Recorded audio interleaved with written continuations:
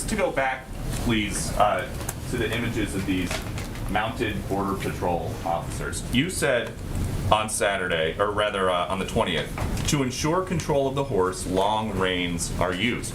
The person who took these photos of the Border Patrol agents says, I've never seen them whip anyone. So why is the president out there today talking about people being strapped? So let me correct the statements in your question, if I may. It was on Friday. No, if I may.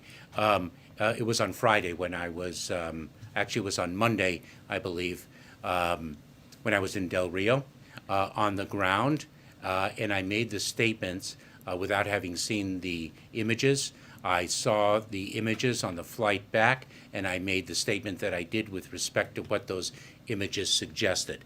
The horses have long reins, and the image in the photograph that we all saw and that horrified the nation raised serious questions about about what occurred.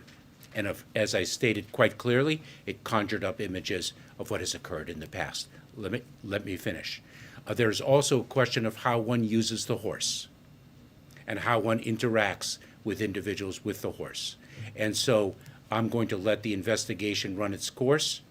I'm not going to interfere with that investigation.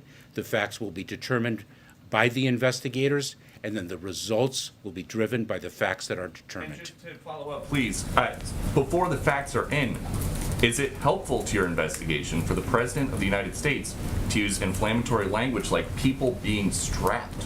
Let me just be very clear and repeat what I've said. I am not concerned with respect to the integrity of the investigation. We know how to conduct an investigation with integrity. I served as 12 years as a federal prosecutor.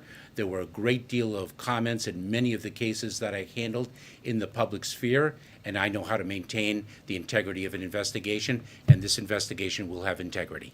Following up on a question from earlier in the week, why hasn't President Biden ever visited the southern border?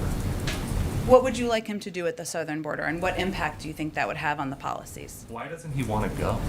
I don't think it's an issue of wanting to go. I think it's an issue of what's most constructive to address what we see as a challenging situation at the border and a broken immigration system. And his view is the most constructive role we can play is by helping to push immigration reform forward, helping reform the broken policies of the last several years, and listening to his team of advisors who have been to the border multiple times about what the path forward should look like. So why is this the one crisis then that he thinks he can manage better from here without having seen it than going to the southern border and I seeing can it? assure you the president is well aware of what the challenges are in our broken immigration system, something he watched closely over the last 4 years.